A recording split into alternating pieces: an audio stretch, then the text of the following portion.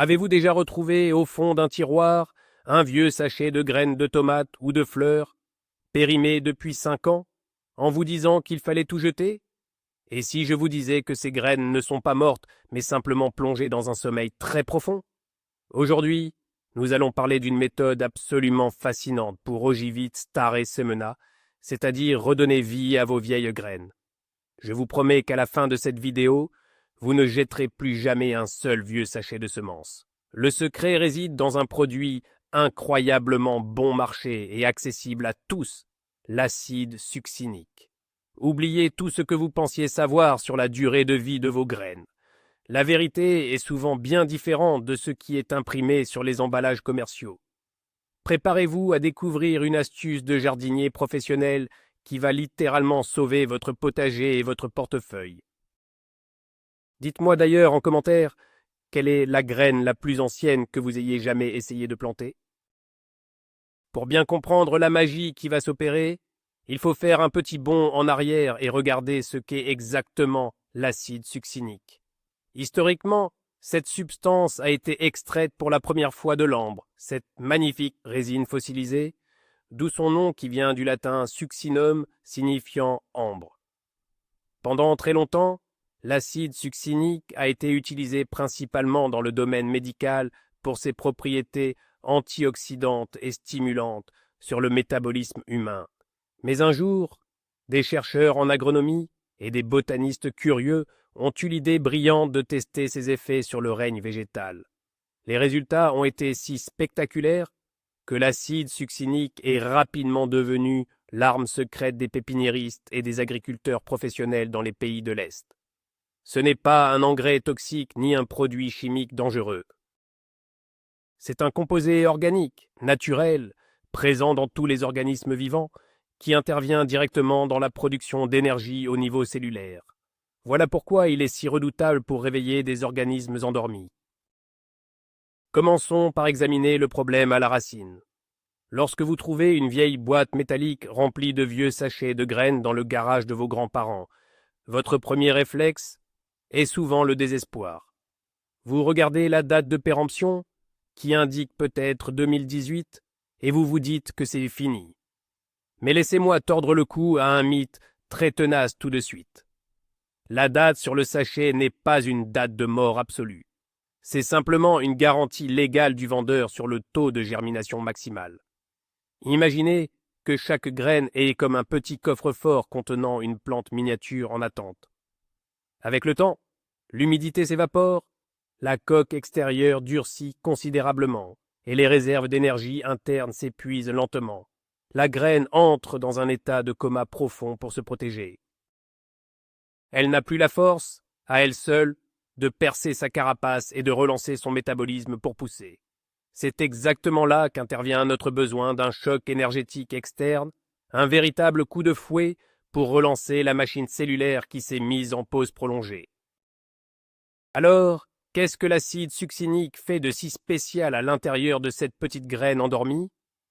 Pour faire simple, sans entrer dans des cours de biologie compliqués, l'acide succinique agit comme une clé de contact pour le moteur de la plante. Dans chaque cellule vivante, il y a un processus appelé le cycle de Krebs, qui sert à produire de l'énergie. L'acide succinique est un carburant direct pour ce cycle.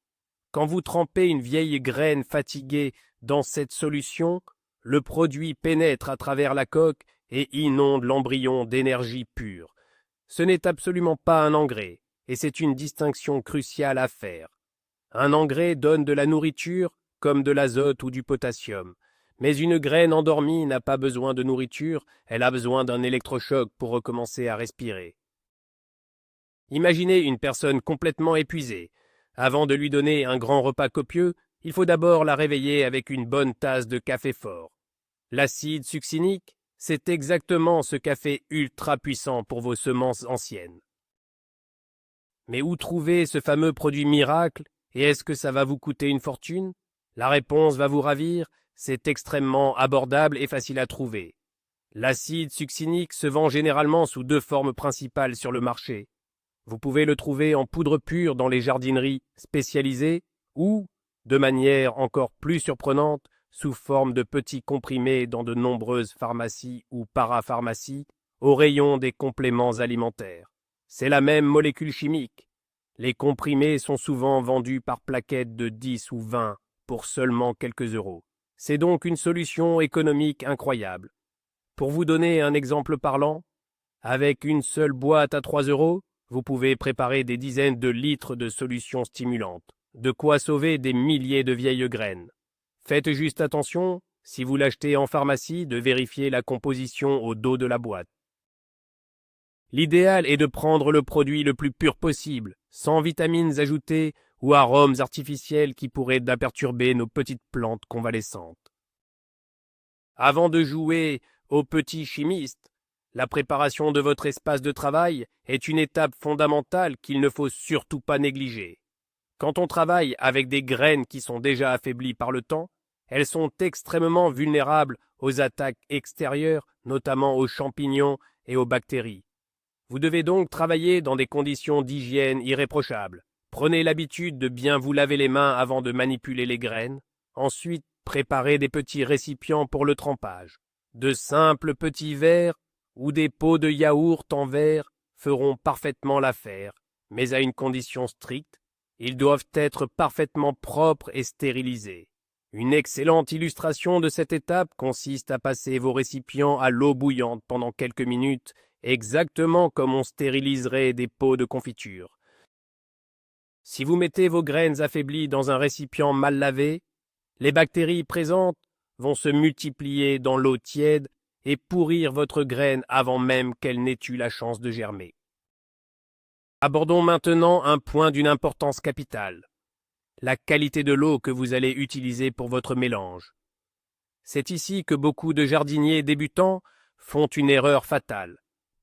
Si vous ouvrez simplement le robinet de votre cuisine pour remplir votre verre, vous risquez de saboter toute l'opération.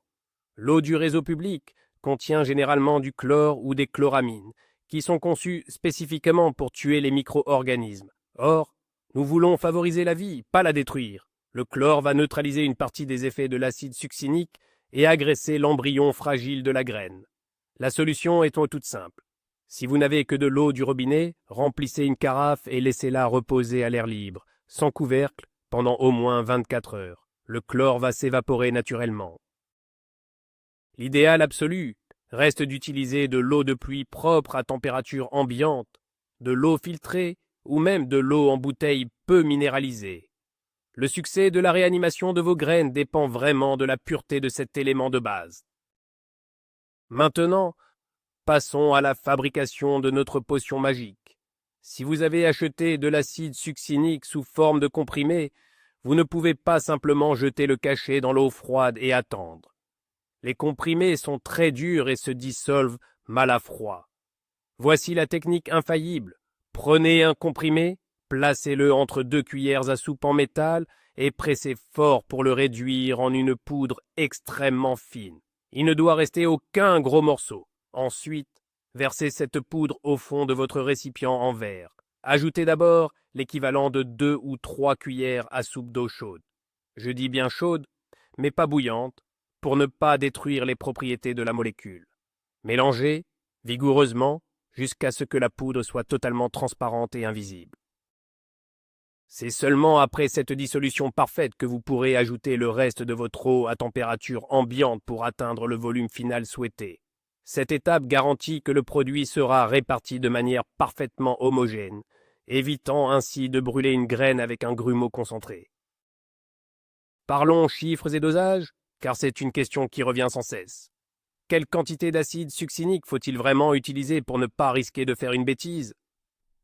La règle d'or pour relancer des vieilles graines est de préparer une solution à une concentration d'environ 0,2%. En termes pratiques, cela correspond généralement à 2 grammes de poudre pure d'acide succinique pour 1 litre d'eau. Si vous utilisez des comprimés standards de pharmacie qui font souvent 0,1 g de principe actif, il vous faudra donc diluer 2 comprimés dans 1 décilitre d'eau, soit environ un petit verre d'eau. Mais rassurez-vous, contrairement aux engrais chimiques agressifs, l'acide succinique est très indulgent. Si vous avez la main un peu lourde et que vous en mettez un peu trop, vous n'allez pas tuer vos plantes ou calciner vos graines. La plante n'absorbera tout simplement que ce dont elle a besoin pour relancer son système énergétique, et le reste se dégradera naturellement sans causer de dommages toxiques à votre précieuse culture. Juste avant de plonger vos graines dans le bain, il y a une étape de tri manuel à effectuer.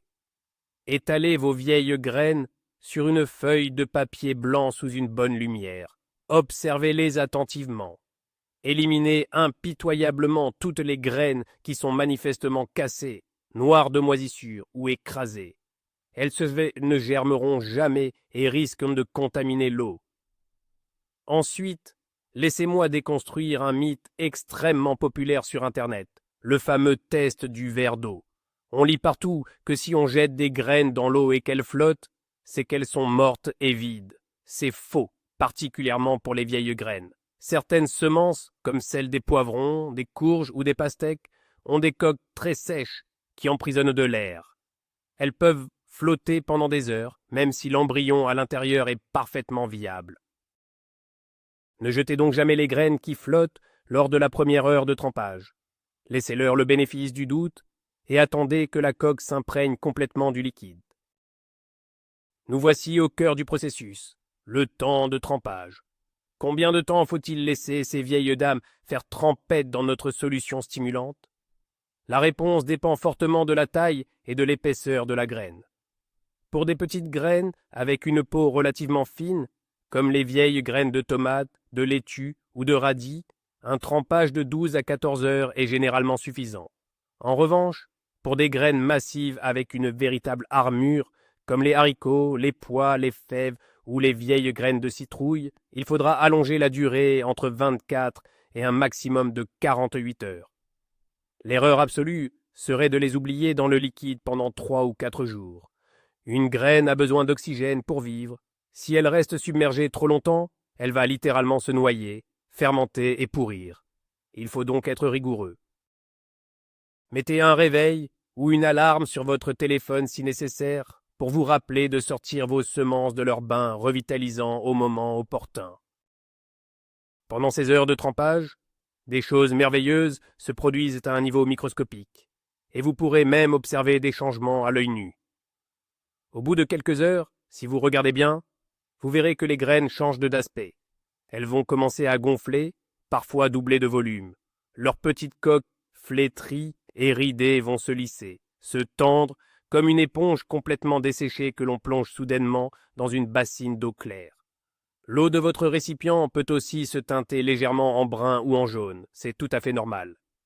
Ce sont les tanins et les inhibiteurs de germination de l'enveloppe qui se dissolvent dans l'eau, libérant ainsi la graine de ses entraves chimiques naturelles. C'est un signe fantastique que le processus de réveil a bel et bien commencé.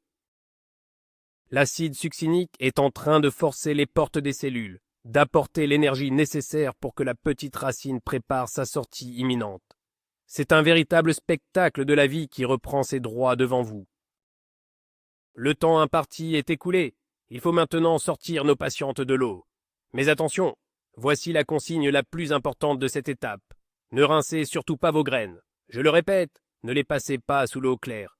Vous voulez conserver cette fine pellicule d'acide succinique qui s'est déposée sur la coque, car elle continuera de protéger et de stimuler la graine une fois en terre. Pour les manipuler facilement, versez simplement le contenu de votre verre à travers une petite passoire fine pour évacuer le liquide. Ensuite, étalez vos graines doucement sur une feuille de papier absorbant propre. Laissez-les sécher à l'air libre pendant environ 30 à 40 minutes. Le but n'est pas de les déshydrater à nouveau, bien sûr, mais simplement de sécher leur surface. Pourquoi ? Parce qu'essayer de semer des graines toutes mouillées et collantes est un véritable cauchemar. Elles collent à vos doigts, s'agglutinent entre elles, et vous risquez de semer 10 graines au même endroit, ce qui nuira grandement à leur futur développement. Maintenant que nos graines sont gonflées à bloc et prêtes à exploser de vie, il faut leur préparer un nid douillet. N'allez surtout pas chercher de la terre lourde, collante et argileuse au fond de votre jardin pour faire vos semis. Des graines âgées et convalescentes ont très peu de réserves énergétiques pour percer une croûte de terre dure. Il leur faut un substrat 5 étoiles. Utilisez un terreau spécial semis que vous trouverez facilement dans le commerce. Ce type de terreau est très fin, léger, et surtout, il est stérilisé, ce qui évite l'apparition de maladies comme la redoutable fonte des semis. Pour l'améliorer encore, n'hésitez pas à y mélanger un peu de perlite ou de fibre de coco. Cela va créer de minuscules poches d'air dans le sol. Imaginez que la jeune racine qui va sortir de votre vieille graine est aussi fragile qu'un cheveu de bébé. Elle doit pouvoir glisser dans la terre sans rencontrer le moindre obstacle ou caillou. Plus votre terreau sera léger et aéré, plus le taux de réussite de votre sauvetage sera élevé. Passons à l'acte chirurgical du semis en lui-même. Une erreur fatale et tragique, souvent commise par excès de zèle, est d'enterrer ces vieilles graines beaucoup trop profondément. La règle mathématique de base en jardinage est simple. On n'enterre jamais une graine à une profondeur supérieure à 2 ou 3 fois sa propre épaisseur. Prenez nos vieilles graines de tomates, par exemple, qui sont toutes petites. Elles doivent à peine être recouvertes d'un léger voile de terreau, disons 3 ou 4 millimètres, pas plus. Si vous les enfouissez sous 2 centimètres de terre, la jeune pousse va s'épuiser. Consommez toute l'énergie fournie par l'acide succinique en essayant d'atteindre la surface et mourir d'épuisement avant même de voir la lumière du jour.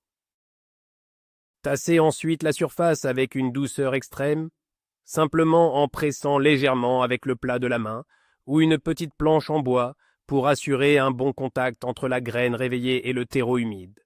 C'est ce contact intime qui déclenchera la suite des opérations. Une fois les graines en terre, il va falloir créer une atmosphère très spéciale pour elles, l'effet de serre. Les graines âgées sont capricieuses et détestent les variations brusques d'humidité. Elles ont besoin d'un environnement tropical saturé en eau pour achever de ramollir leur coque dure. Si vous utilisez de petits pots ou des bacs à semis, couvrez-les immédiatement avec un dôme en plastique transparent.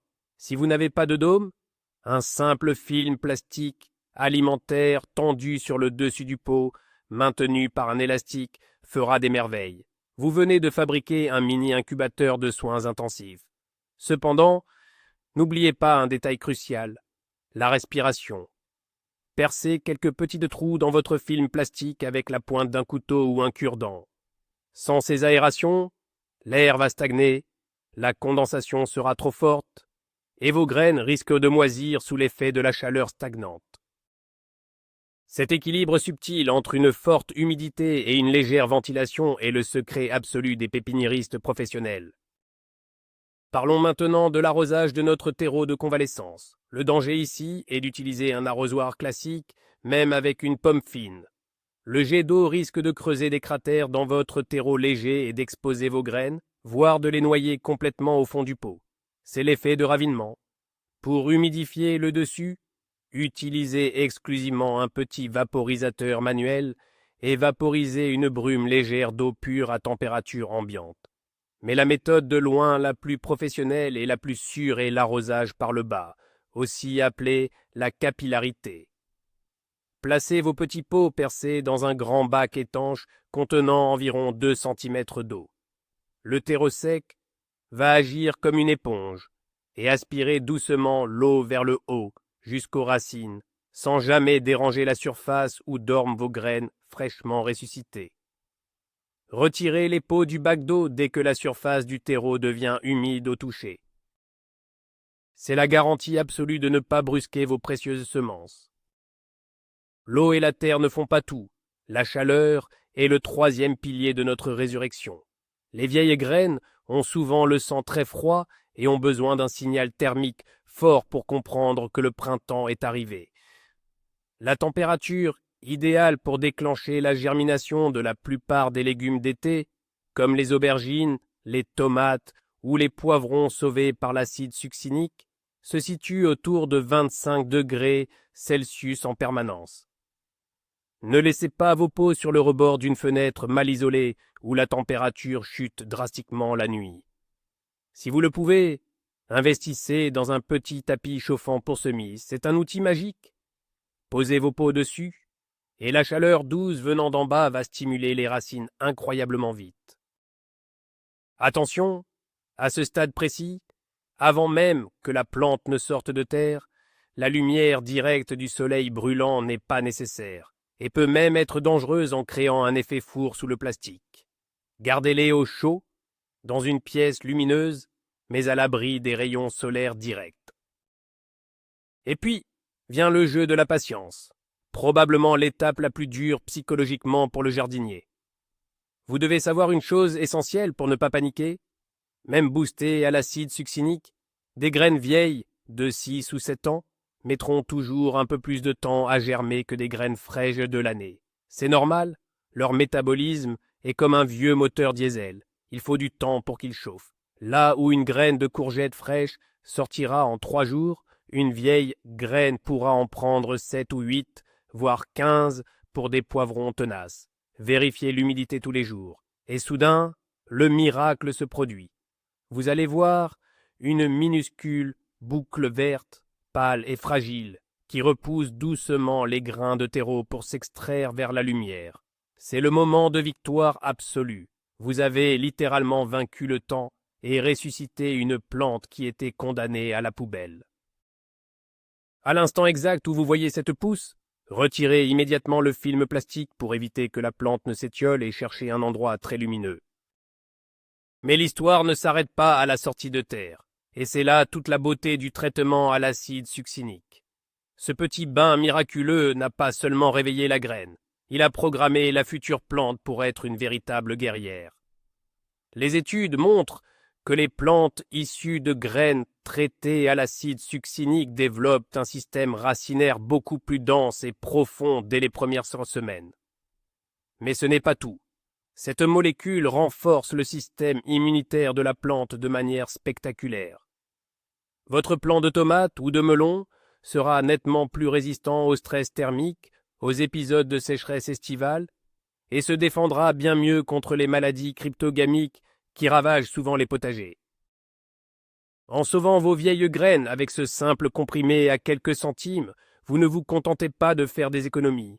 Vous créez une génération de plantes incroyablement robustes et productives. C'est un véritable investissement à long terme pour la santé globale de votre jardin. Voilà, vous savez maintenant tout sur la magie de l'acide succinique. En résumé, cette petite molécule naturelle agit comme une véritable étincelle de vie, capable de réveiller le métabolisme profondément endormi de vos vieilles graines, tout en leur offrant une armure invisible contre les maladies futures. C'est un retournement de situation incroyable. Ce que vous alliez jeter à la poubelle peut finalement devenir la plante la plus vigoureuse de votre potager cette année. Je vous remercie infiniment d'avoir suivi ce tutoriel jusqu'au bout. Si cette astuce vous a bluffé et que vous allez l'essayer, n'hésitez pas à vous abonner à la chaîne et à me laisser un gros pouce bleu, ça soutient énormément mon travail. Et maintenant, à vous de jouer. Dites-moi dans les commentaires quelle est la variété ancienne ou la graine précieuse que vous allez tenter de sauver grâce à cette méthode des pépiniéristes. J'ai hâte de lire vos histoires de sauvetage miraculeux.